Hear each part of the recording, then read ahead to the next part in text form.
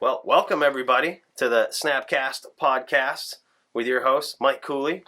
Brad O'Brien. All right. So, obviously, something pretty big happened recently. Jeez, man. I can't even believe what happened this week with the modern bannings. It surprised the shit out of me. Well, I know that one of your long-standing favorite decks, and as far as I know, the deck you've been playing the most in Modern recently took a pretty big punch to the face. Yep, Brad is talking about Affinity. I took a pretty big punch to the face. Us Affinity players, we lost Mox Opal, which I didn't think they'd ever ban that card. I know a lot of people are talking about it. The thing is, the more streamers you get talking about it, and the more that Wizards feels that social pressure from the people that are big in the industry talking about it, I feel like the more they feel they have to respond to it. But so you think that was a social pressure ban? I think that had something to do with it. Yeah, I think it definitely had something to do with it. Am I going to say that Mox Opal wasn't a broken card? Like, no, I'm not going to say that it wasn't a broken card. It was but do I think it was enabler level, which is typically the standard for banning something like that? No, I do not. I do not think it was enabler level. Like, I mean, I remember plenty of games where, just playing Classic Affinity or even Hardened Scales, where my best play was, yes, I had some broken mana turn 1 or 2, but I ended up using a couple Mox Opals like they were Lotus Petals, you know what I mean, dumping them down there, but by turn 2 I had nothing. I had no gas. It's like, you deal with this and then I'm dead. Yeah, but that's saying, can you deal with my 5 mana of stuff on turn 1 on the next player's turn 1? That's a pretty big ask. I think I watched a lot of, so there actually were coverage for events this past weekend, the events that immediately preceded the bans, and both on the SCG tour and the Modern event that occurred at the Dallas Magic Fest, you saw Oko and Urza everywhere, and I saw turn 1 Okos and turn 2 Urzas more than once each on the back of Mox Opal. Absolutely. So now think of this, right? Like, Oko is a broken card. Mm-hmm. Like, Oko is very broken. Also gone. Yeah, also gone. That was also banned. Yes, Mox Opal could allow you to cast a broken card on turn 1, but that card inherently is broken if you cast it on turn 3. You know what I mean? Like, that's the problem. Urza, I don't think that's a broken card. Like, it's in the right deck, it's very hard to deal with, but you got to think, like, Path to Exile deals with all these broken things that, that can come down. Even Fetch Land and Fatal Push deals with a lot of the things that can come down. It doesn't deal with Oko for sure, which makes that inherently even harder to deal with turn 1 or turn 2. Like, it's such a it's such a pain in the ass when that comes down turn 1 or turn 2. If you see a turn 1 Urza and someone they use their Mox Opals like their Lotus Petals and they dump their whole hand to put down a turn 1 Urza, man, I don't know if that's a great idea. Like, I would agree with that. Like, I don't know that that's so broken. Like, I don't know that Mox Opal just enabled you to, do something really broken in the game. Yeah, you cast a very powerful card turn 1, but that card isn't broken. Like, you know what I mean? I think that in this sense, the one to aim at would have been Oko. Like, for sure. They definitely got that right. I think Mox Opal was a little premature, man. I really do. I don't know. So when you talk about the social pressure that was put on WotC to ban Mox Opal, you're right in that for probably 2 years now, every time there's been a ban discussion of what cards should be considered for banning, Mox Opal made everyone's shortlist because it leads to some of the most explosive draws in both historically established powerful archetypes like Affinity, new powerful archetypes like Hardened Scales. Now, Hardened Scales only hit the top of the meta for a brief period, but when it does its thing, it's super powerful. Yeah. it's always been a contender for a ban. And to be fair, so we're talking about the Urza and Oko decks. The Urza decks were Thopter Sword, Thopter Foundry, Sword of the Meek combo decks for a little while. And now that they've switched to mid-range decks, largely on the back of Oko, that Mox was even more powerful. And I think that if they had just banned Oko, we would still see Urza Lord High Artificer decks way outpacing the rest of the meta.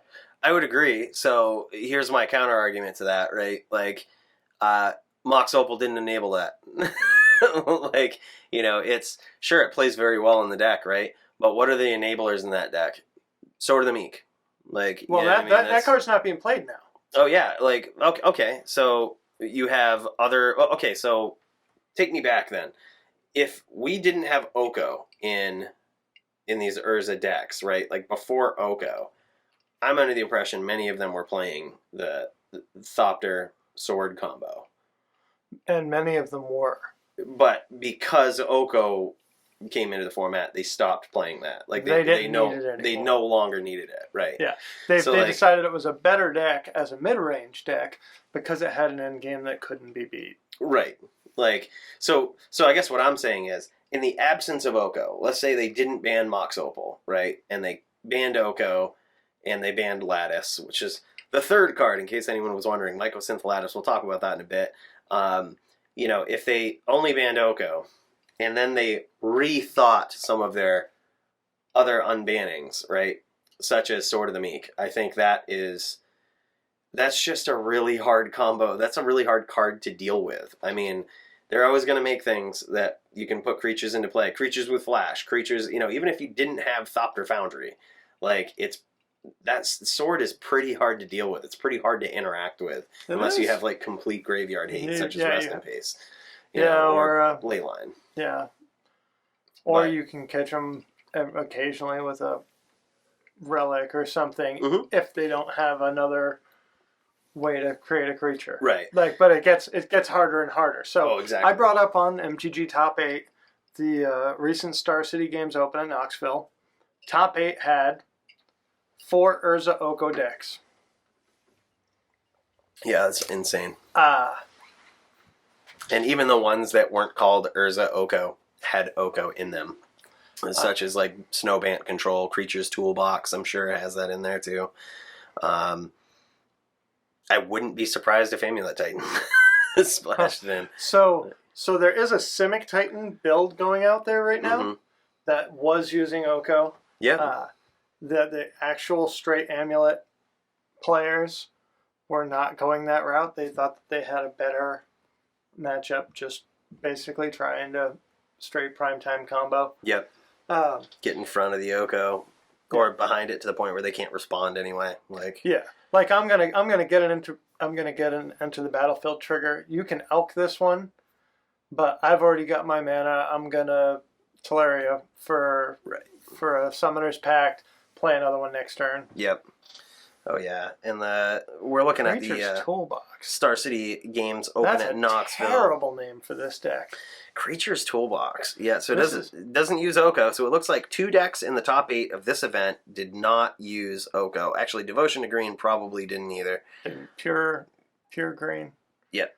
The only not green in here are the Burning Tree Emissaries, but obviously they're split mana. So you got 5 of these top 8 decks that are running Oko for sure. Busted card. But yeah, back to the Creatures Toolbox. This deck is insane, man. Yeah. So this is another fragile combo. Yeah. This pretty much scoops to a Rest in Peace. Or a Grafdigger's Cage. Or Grafdigger's Cage. Or Graf Doggo's Cage, if you like the new 3/3 for 3 from Theros Beyond Death. Graf Doggo's Cage. I like it, man. That's a good name. Yeah, it's a combo deck. This is pretty versatile too, though. In a deck like Creatures Toolbox, look, your backup plan is like Geralf's Messenger Beatdown with this build right here, or You have the beatdown plan, which backup plan, which isn't a bad one. That's a good deck. That's a very well built deck, right? Cards like Oko, obviously, like you really don't even need to have him in a great deck. You land an Oko, it's a game changer. You suddenly just devalue your opponent's cards, which is it's very demoralizing to play against. If we banned Oko, right? If we just banned Oko from this last one, I don't even agree with the Mycosynth Lattice banning. I'm not gonna lie. We'll get to that in a bit. Yeah. But if we just banned Oko, right? How many of these top 8 decks do you think would run Mox Opal? All the Urza decks.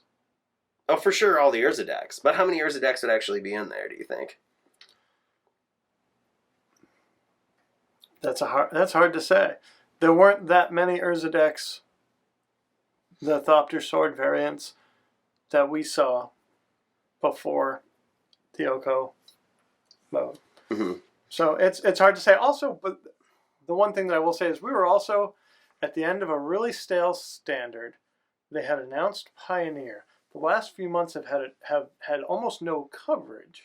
Like we haven't had event coverage, and there have been very few top-level modern events. So it was very interesting to start this year off with just a couple high-level modern events that were all happened to have coverage. Oh yeah. One thing that I will point out, so this they're calling it a Creatures Toolbox deck on SCG coverage. I think they called it Golgari Yawgmoth. The namesake card being Yawgmoth Thran Physician.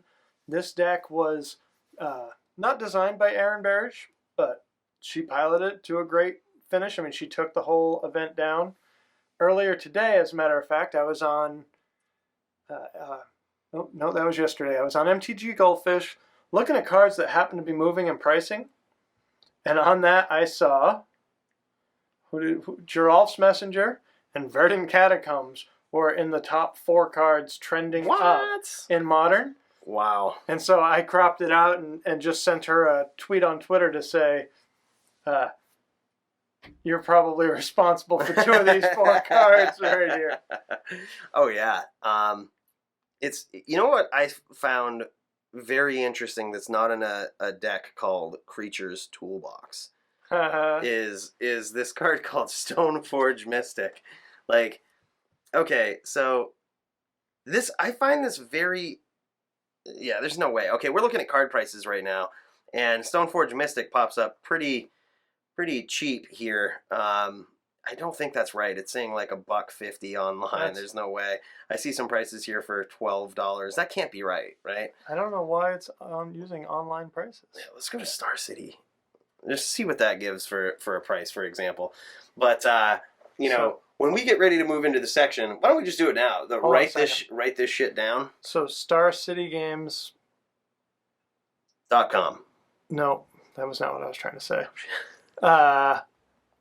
What are we're talking about? What's the card? Stoneforge Mystic. Okay, perfect. So just checking out this price right here on Star City Games. Oh, look at this. You can get a foil for $30. Grand Prix promo. Yep. Oh my god. Okay, let's do this right now, okay? Write this shit down and or pick this shit up. Either one. This is, now that I know... WTSD? Yeah. So, in light of these bannings, right, regardless of how I feel about them and, losing Mox Opal and losing Mycosynth Lattice, I feel like with this banning, we didn't have enough time to see the effect that Stoneforge Mystic would have on the format before Oko was released, before Oko came into existence. And, we had a couple of months to have decks like, experiment with Stoneforge and all of this. I question if we'll see this card come back now in the absence of Oko. It's really pathetic when you have a Stoneforge Mystic, you work so hard to slam that down, and then they just next turn Oko it, and it's like, well, that sucks. Like, you know what I mean?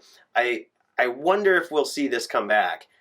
So one of my suggestions, possibly for this week, now that Stoneforge is $30 or less, you might want to write this down or pick this shit up right now. Because in the absence of Oko, I think this card gets a lot better. I certainly can't dispute that. The one thing that is good is even in the Oko world, you could play your Stoneforge Mystic, and you got another card. So they elk it. Okay, I'm going to put this Sword of Feast and Famine on a 3/3 elk and punch you in the face. You can't block it with your Gilded Goose. You can't, Yeah. So I think you still got value out of that. I think people have been trying to experiment with it more. There's the Bant Snowblade decks. There's Snow Control that some folks are playing this in. But I think you're right. I mean, creatures got better without Oko in the format. And that was the point of the ban. Right. And I think we might see a resurgence of this type of stuff right here. And that's why I mentioned I'm surprised in a deck called Creatures Toolbox, which historically has not been like the list we saw at the Star City event. That's not typically what a Creatures Toolbox deck looks like. That was a misnomer. That's not a proper name for that deck. Yeah, but even creature-based decks like that have this, versatile game plan with creatures will typically have these types of creatures in them. You know what I mean? And it's just Oko made it a format where it just wasn't viable to have something like this. So I wouldn't be surprised if we see more decks splashing in Stoneforge Mystic, having a plan like this, or even just some sort of utility in their deck that involves Stoneforge Mystic. Definitely something I'd keep an eye on. So what else are you thinking for cards that are intriguing you right now, considering the ban, and to fully outline? Mox Opal was banned in Modern. Oko Thief of Crowns was banned in Modern. And Mycosynth Lattice. Which, for those that are wondering, is a network of fake mushroom. We just talked about this card last week, actually. Yeah. In a combo involving Karn the Great Creator, which is a card that I said, pick this shit up last week. I do not take my words back. Pick that card up. It does not matter that Mycosynth Lattice is out. If Karn is falling out of favor for this week, well, pick it up. Pick it up. Like, pick it up. If Karn happens to go down on the back of this banning, that means you're going to get copies cheaper now that are still going to be worth, $20 or more down the road. Yeah. Oh, absolutely. Absolutely. So I think it's an even better pickup now because, again, it's got that ear to the streets. It's still listening for artifacts to be printed that are still pretty busted. Yeah, so that was a complete list of the bannings right there. Another card that I feel is something that I would pick this up now. So pick this shit up for sure is the notorious card called Liliana of the Veil. Post bannings, obviously Oko was like the best 3-drop planeswalker. It made so many decks, some of which just seems like it was thrown in there to make the deck viable, but it was just so powerful. I think it's time for... She's going to come back? Oh, absolutely. I think she's going to come back. And Renin 6 is also another viable option now. It's not as powerful of a planeswalker, obviously, but it's still a vicious 2-drop. So yeah, Liliana of the Veil is now, I saw it earlier on Star City, I believe, at $59, which makes me think that you can probably find it cheaper elsewhere. Yeah, I bet you could Facebook for $50 copies easy. Oh, absolutely. So if you can pick Liliana's up right now at $50, you got to remember, probably 6-7 months ago, that card after a reprint was $80. After a reprint that brought it from 120 to 80. You know what I mean? So that's definitely a card that I think we're going to see come back in these sort of mid-range fair decks that definitely have a better shot now that Mox Opal is out and they don't got to worry about affinity. You just sent me down a little mental rabbit hole, which was something else that I was thinking to bring up this week. Because one of the other decks in that top 8 at SCG was a mono green devotion deck. And it really came too light because of the mono green devotion deck that popped up in Pioneer.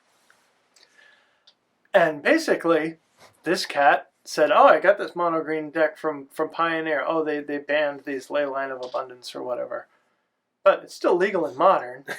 The story of the guy at the tournament was he showed up just to have fun with basically his Pioneer deck that he changed a couple of cards out of. And he ended up in the finals. That's insane.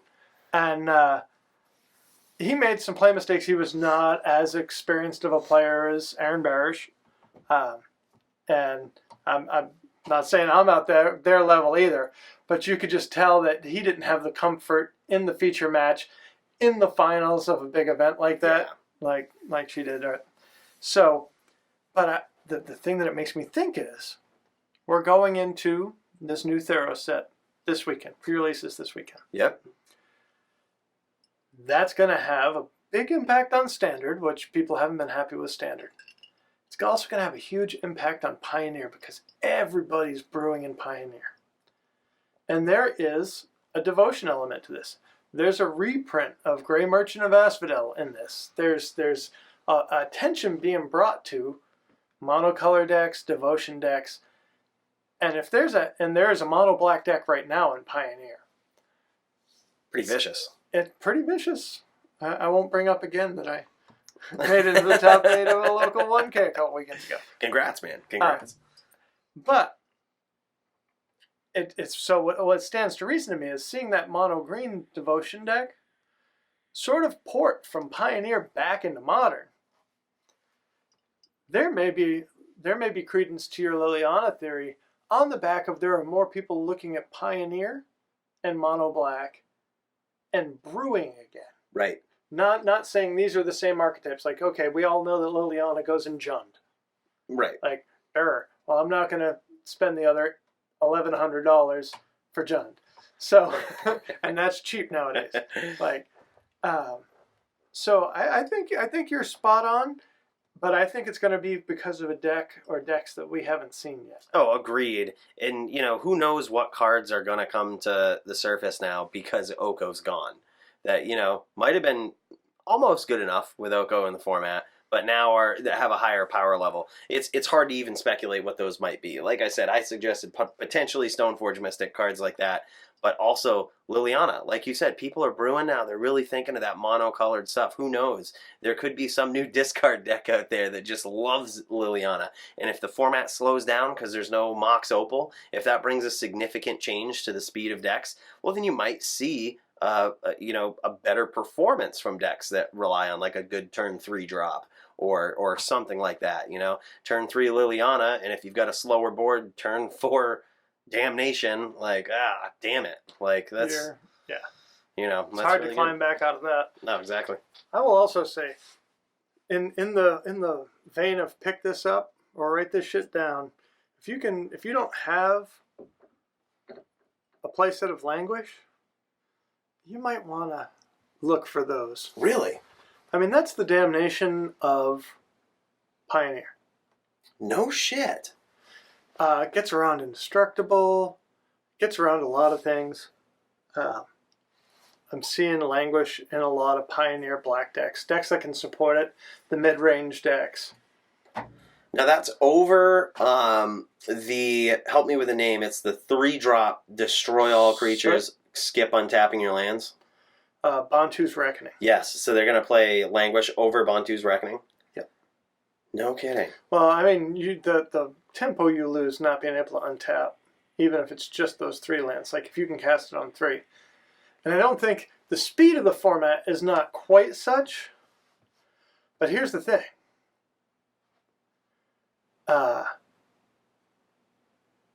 If you block, I'm trying to think now.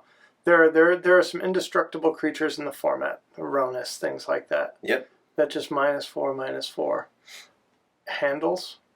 It's effectively a board wipe against all of the other aggro decks.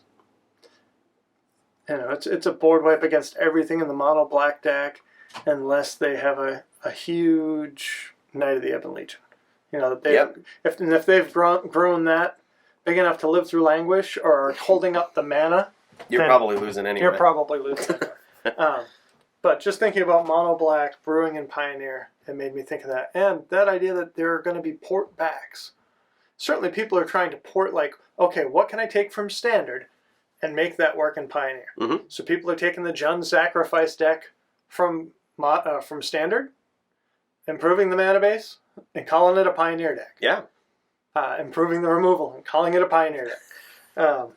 But I think that there's also, as we saw with that Green Devotion deck, there's going to be some port back from Pioneer to Modern. So I think that's a super great call.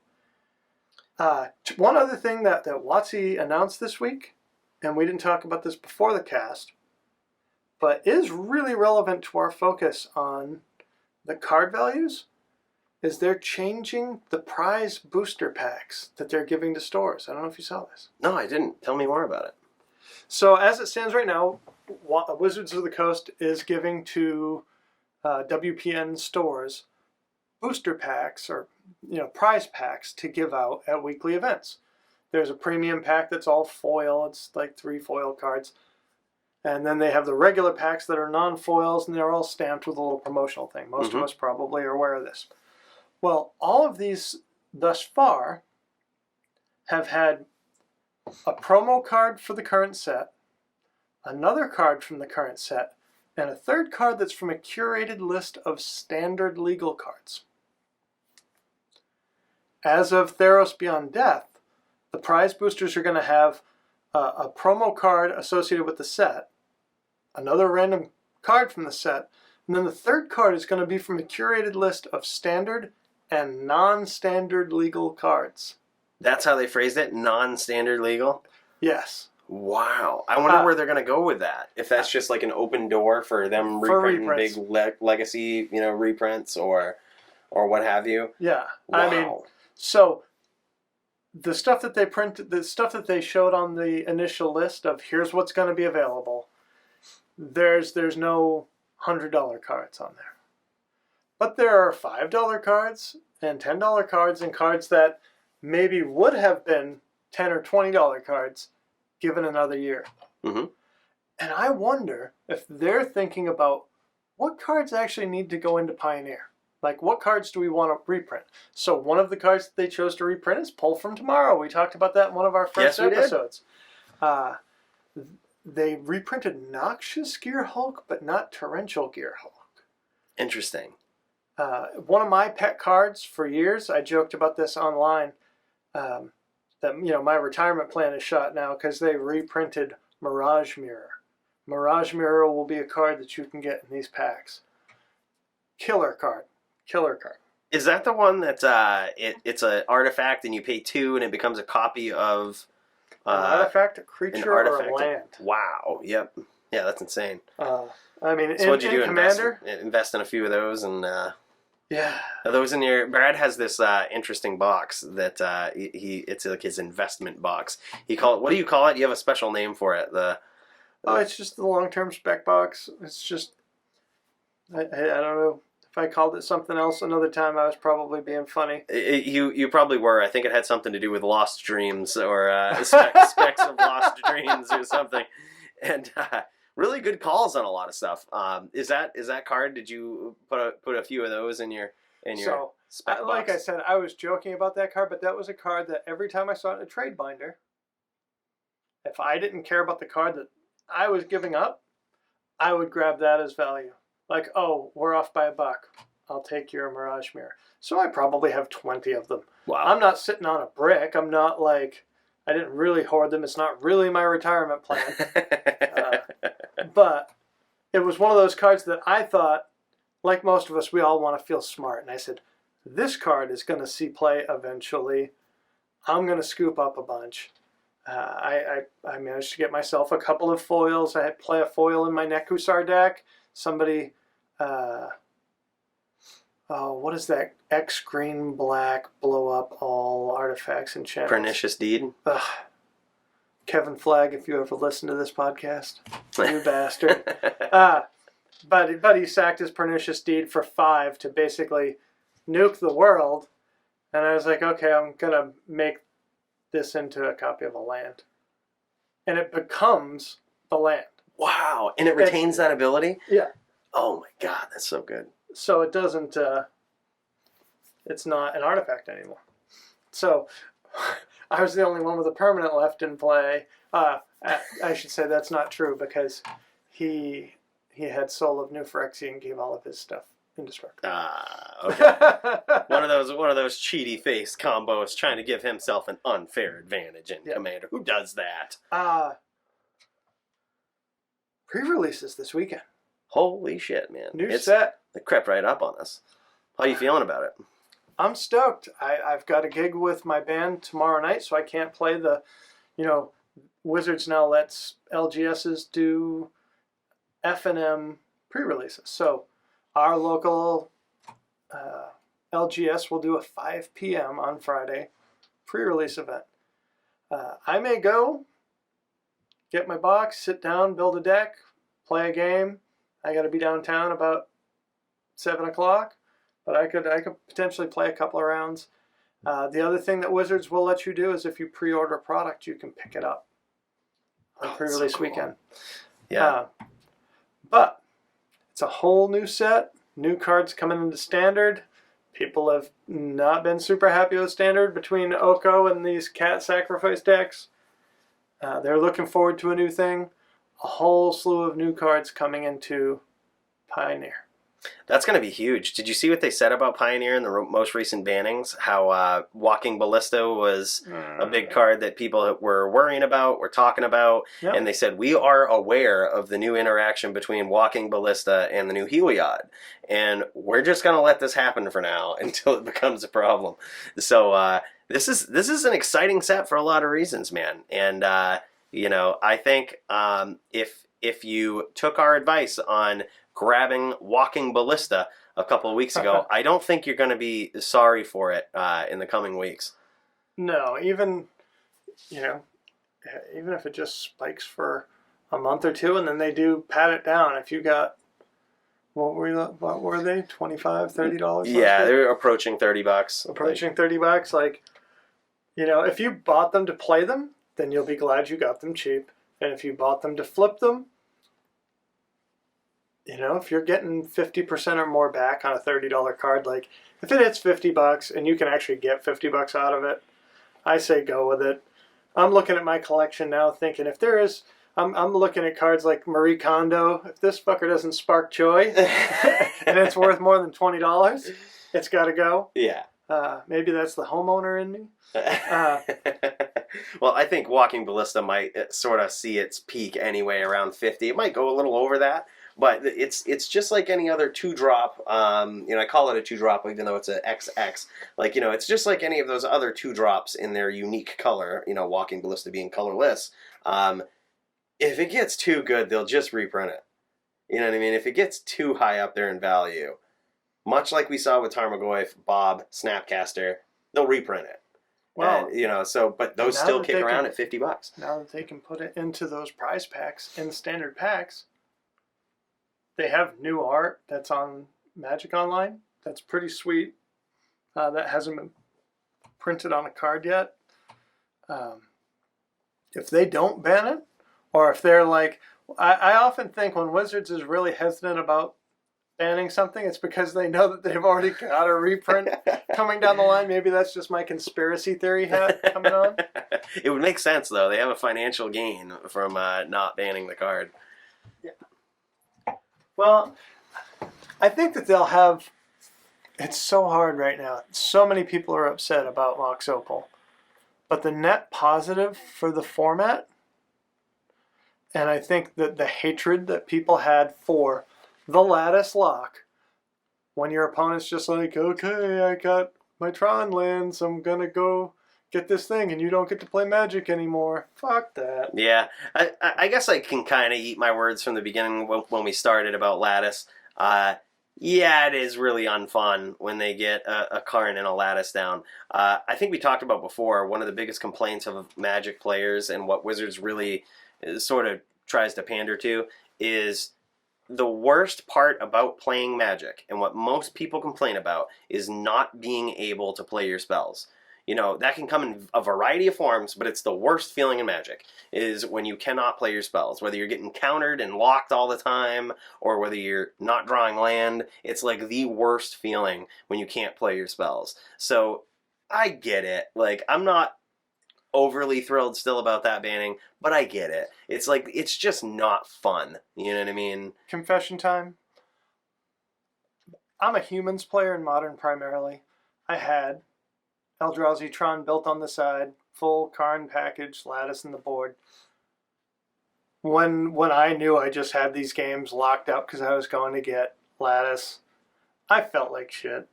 Like, I literally was like, I don't feel good about the fact that I'm doing this. Like, this is just not fair. But I win.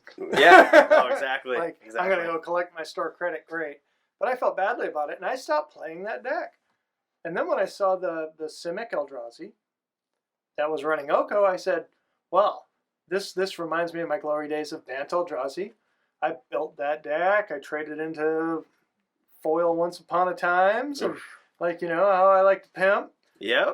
I traded my Mycosynth Lattice for a foil Oko. Because I said, you know what? I don't even like casting this card. I feel badly about casting this card to another player at our shop. And then when Oko got banned, I said, oh, well. I didn't feel badly that I traded the Mycosynth for a foil Oko or that my Oko is banned. I don't really care. Yeah, I really wouldn't feel bad about it, honestly. Like, if you look at the absolute value of a card, right? Like, Mycosynth Lattice, its absolute value is far less than Oko. I mean, I wouldn't feel bad about that trade at all, man. Like, that was good. And let's not forget, these cards are still legal in other formats, right? Like, they're still legal in Legacy. They're still legal in Vintage. That's right. You can Commander. still make your Black Lotus into a 3/3 elk and attack with it. There's a lot of... we can't forget about that. Like, these are still going to be combos. These are still going to be cards. They're banned in a popular format, Modern, but they're not dead, man. People are still going to use them. Like, they're still going to retain some value, I think, especially now that cards like Karn is out there. Oko is just so good in the first place. Like, whatever format that ends up staying legal in, it's going to be good. And correct me if I'm wrong, it's used in every single format right now. I mean, that it is legal in. Like, I mean, even before the Modern banning, it was used in every format it was legal in. When it was legal in Pioneer, I think it was in every single format.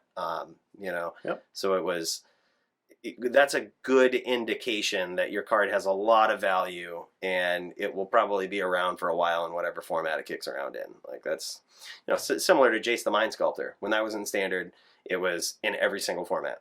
Like, it was in Vintage, Legacy, like it was in Standard.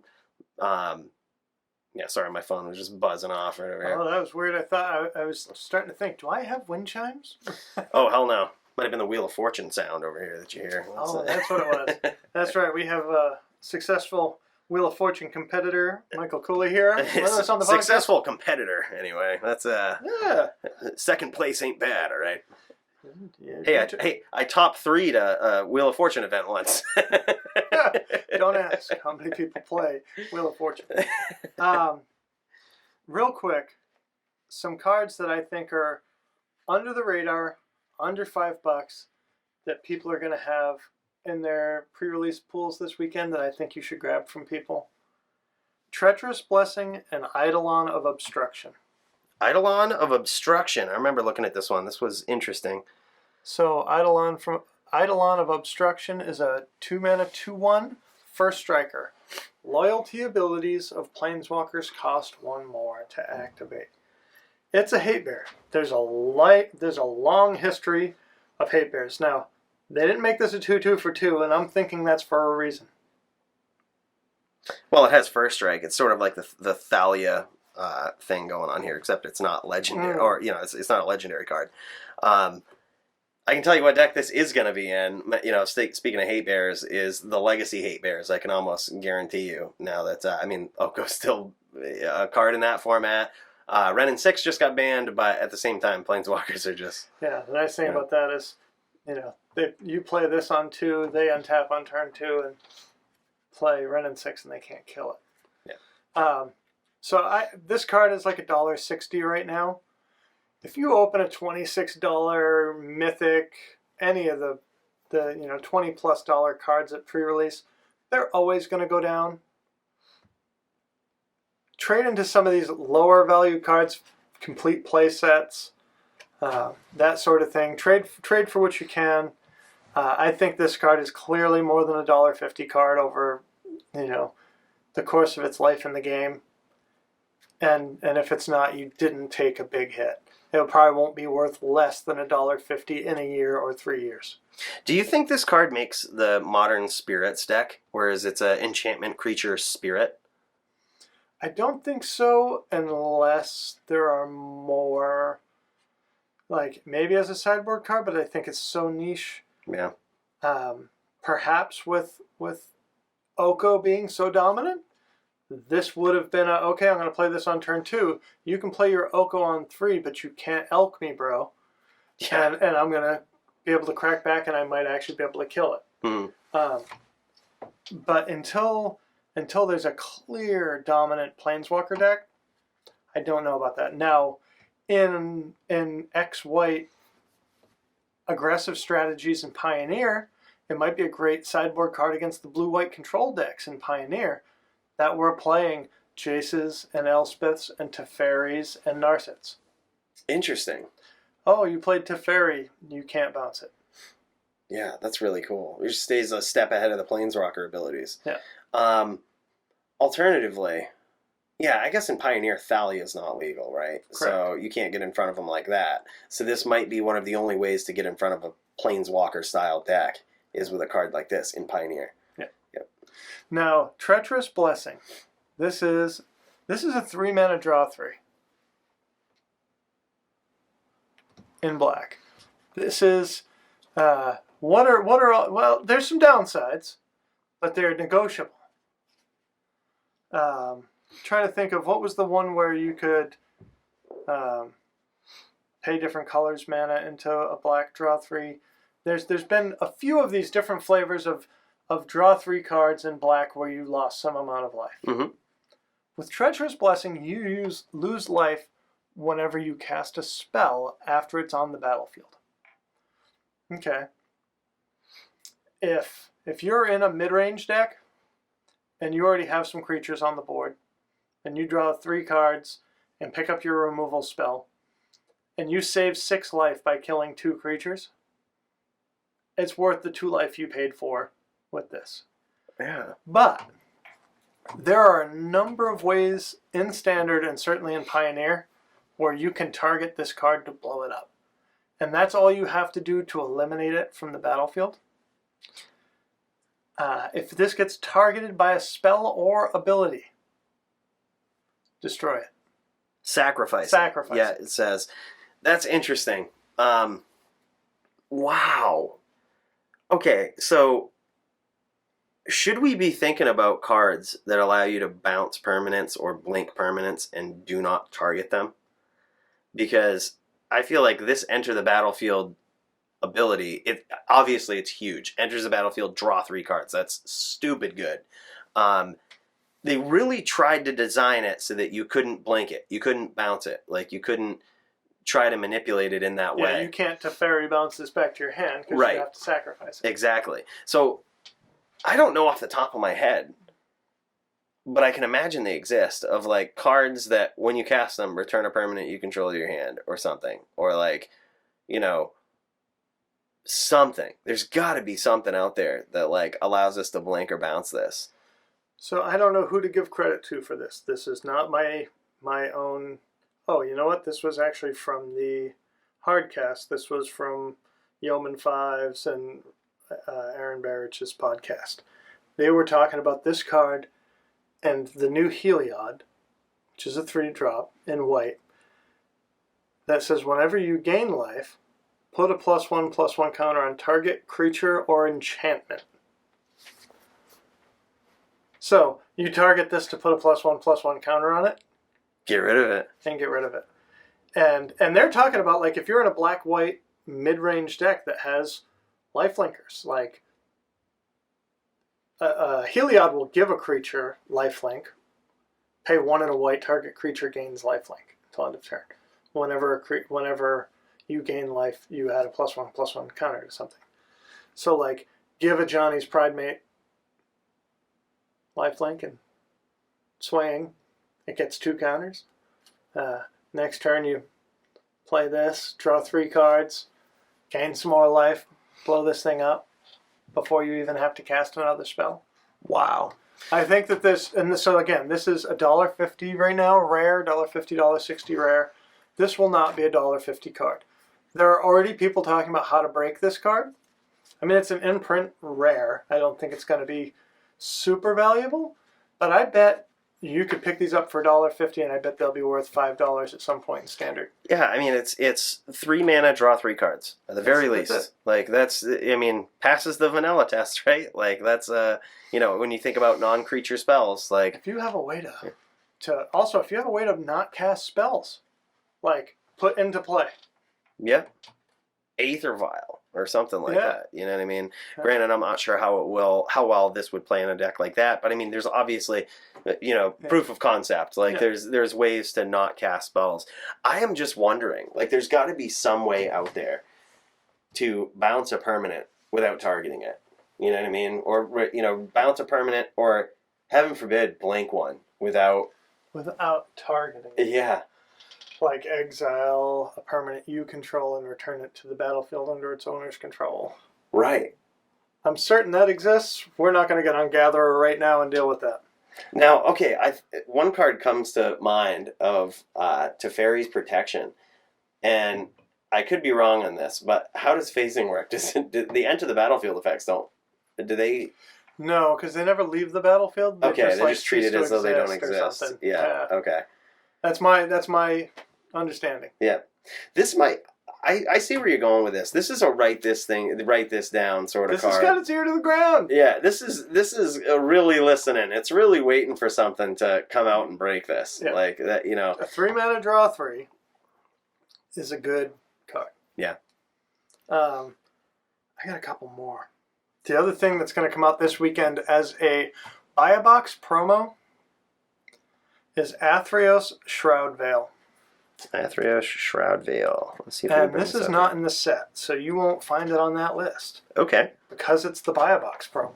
Oh, all right. Tell me about this.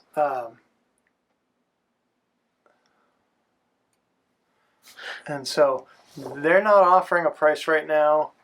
You see down here, like these $11, $16. I think it's going to be hard to find a real price on this buy a box promo. But this is a 6 mana legendary enchantment creature god. This is going to be a commander all-star forever. Wow. And this could see play in a black-white standard mid-range deck like the one using Treacherous Blessing and Heliod. For those that don't know, Athreos Shroud Veil is 4 white-black legendary enchantment creature god, indestructible. As long as your devotion to white and black is less than 7, it isn't a creature. So it's just an enchantment. It's still indestructible. When it is a creature, it's still indestructible. And it's a 4/7 indestructible. Meaning it can block all day, and it can swing into a lot of boards. The big deal is, at the beginning of your end step, put a coin counter on another creature you control. Target creature. Targeting matters. Whenever a creature with a coin counter on it dies, or is put into exile, return that card to the battlefield under your control.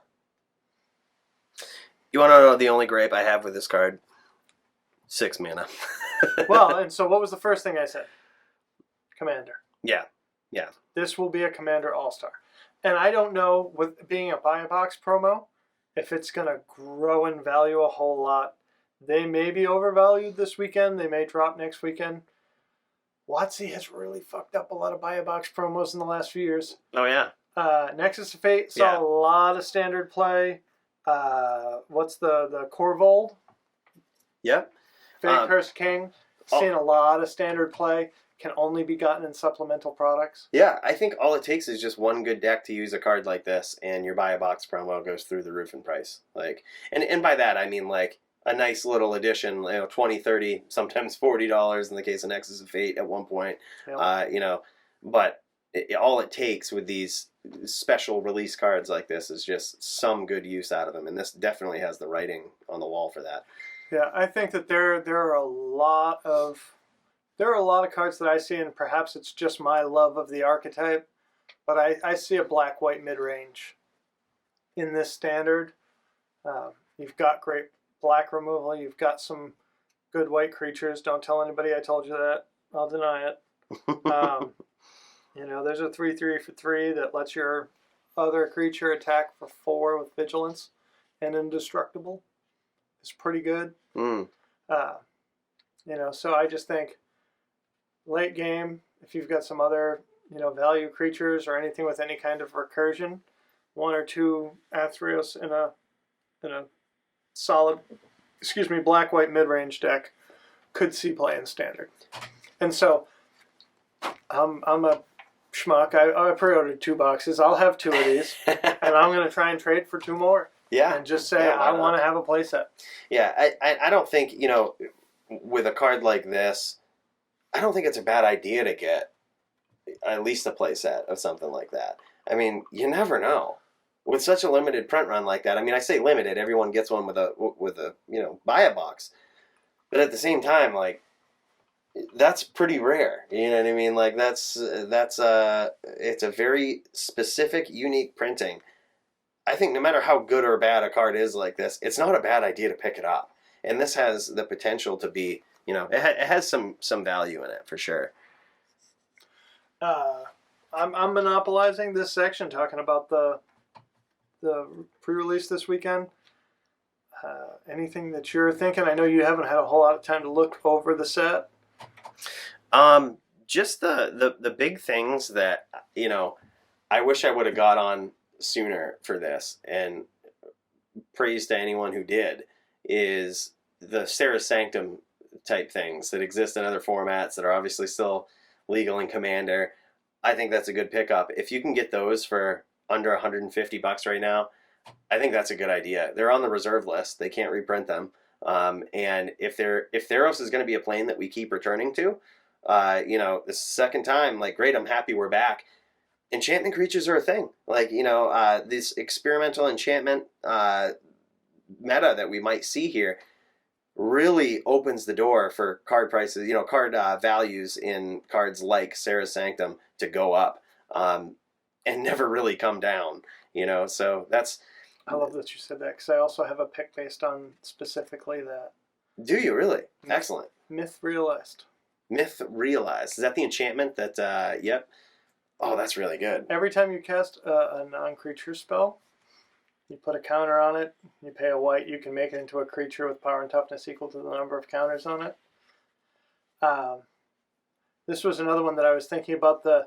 There's even in Pioneer right now, there is an enchantment-based control deck that is playing like Sphere of Safety and a bunch of the Oblivion Ring style effects. We're getting... what's the Oblivion Ring effect that we're getting back into Standard here? Oh, yep. Is it the 2-mana one?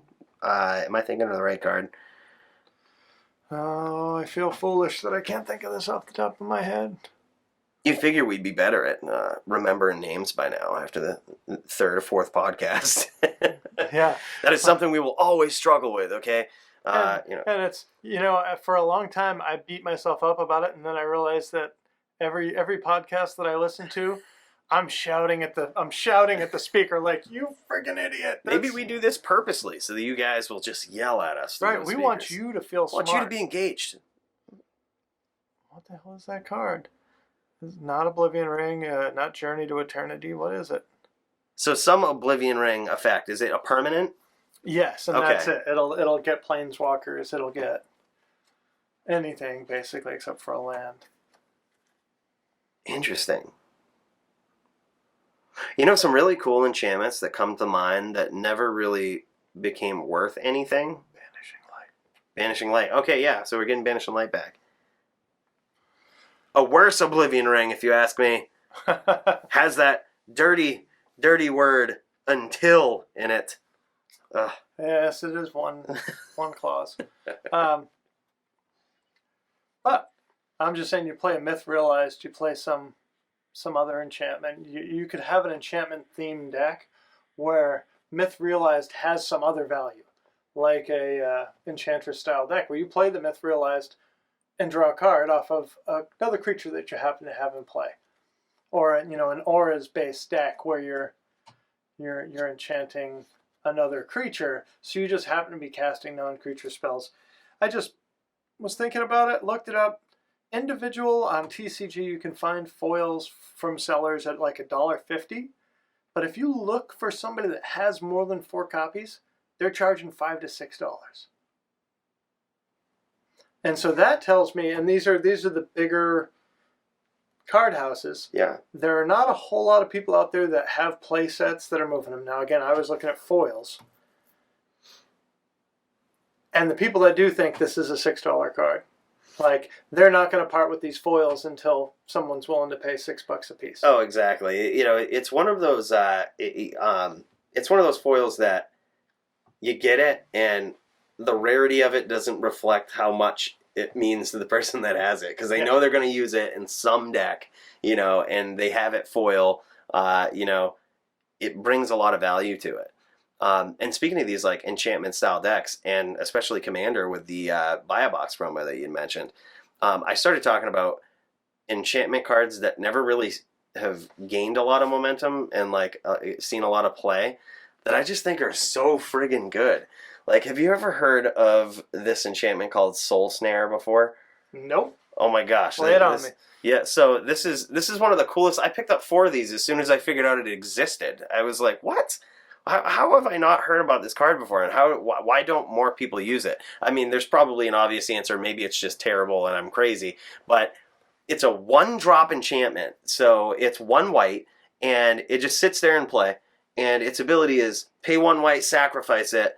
Basically, Swords to Plowshare is a creature that's attacking you or a planeswalker you control, but your opponent doesn't gain life. So like exile a card, exile a creature, attacking creature for 1 mana.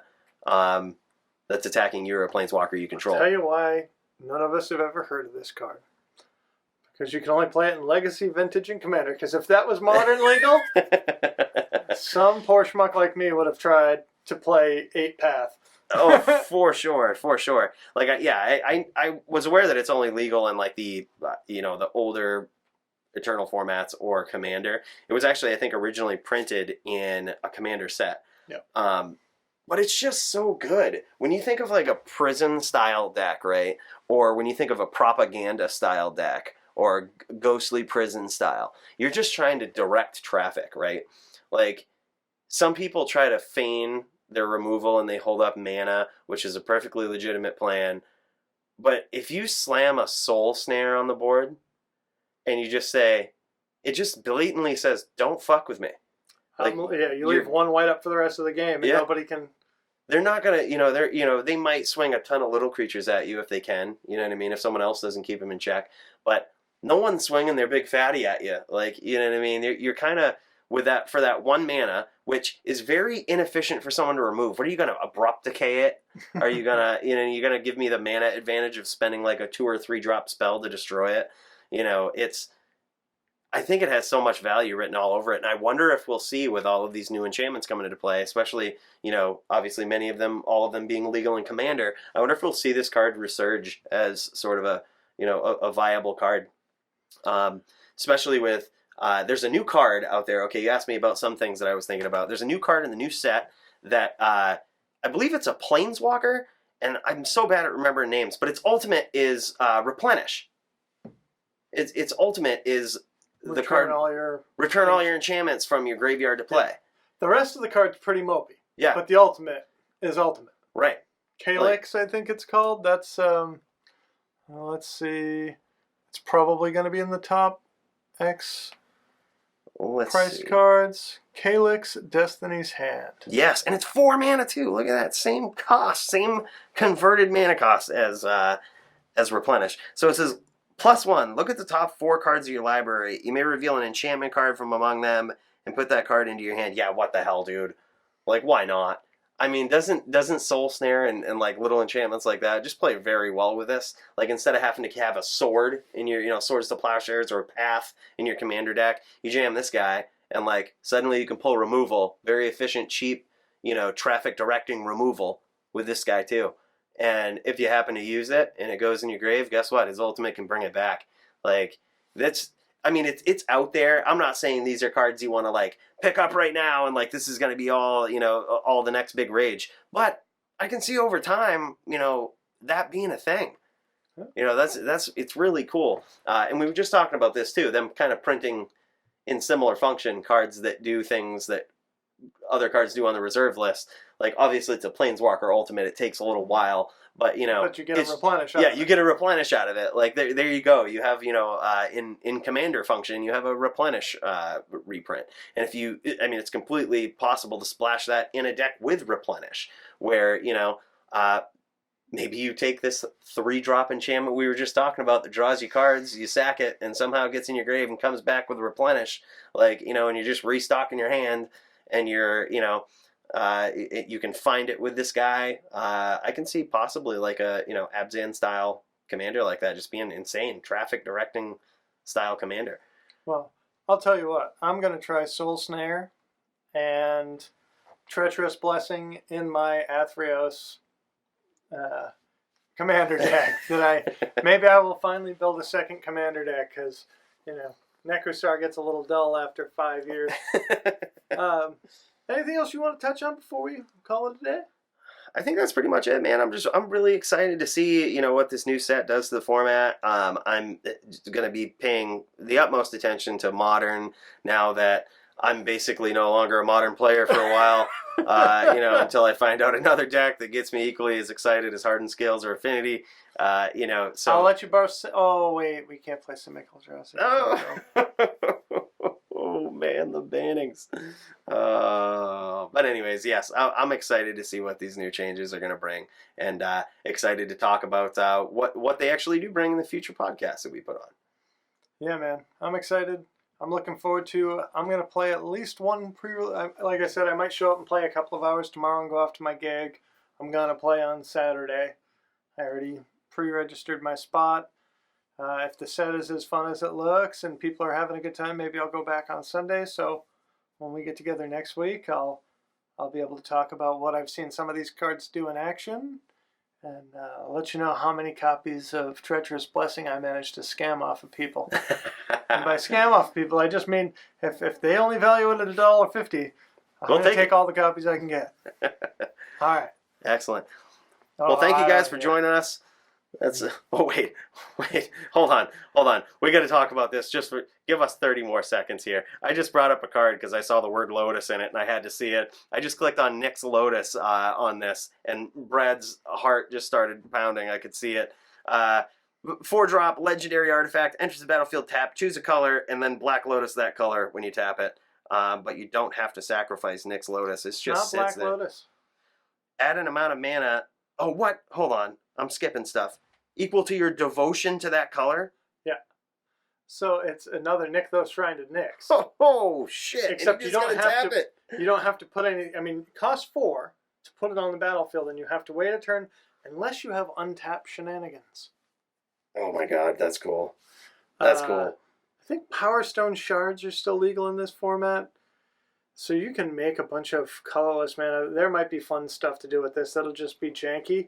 But this is another card that has permanent commander staple. Voltaic Key. All over it. Voltaic Key, that shit. Key, oh, man. Corridor Monitor. Yeah. Standard. Lots of, you know, I don't know if our resident Twiddle Storm in all formats player will take an interest in this. But if you can put this into play and then immediately untap it with a Twiddle, I guess at that point you probably don't have that much devotion. His deck doesn't have a whole lot of devotion. Yeah, that's true. But I mean, definitely breakable here for sure. Yeah. Like that's really. I mean, it's better than like a Gilded Lotus or whatnot for the most part. Comes out faster and can potentially have a bigger payoff. So, you know what? We'll have to pay attention to this card and what it does over the next week, and possibly revisit it on next week's podcast and see if you know, it goes up from the price that it's listed at right now, which is probably around $10 or $11. See if it goes down or up, and possibly we can talk about that as something that we might want to, you know, after we see it played, after we see its impact, you know, let's revisit that one. Sounds good, man. I'll see you next week. All right. Sounds great.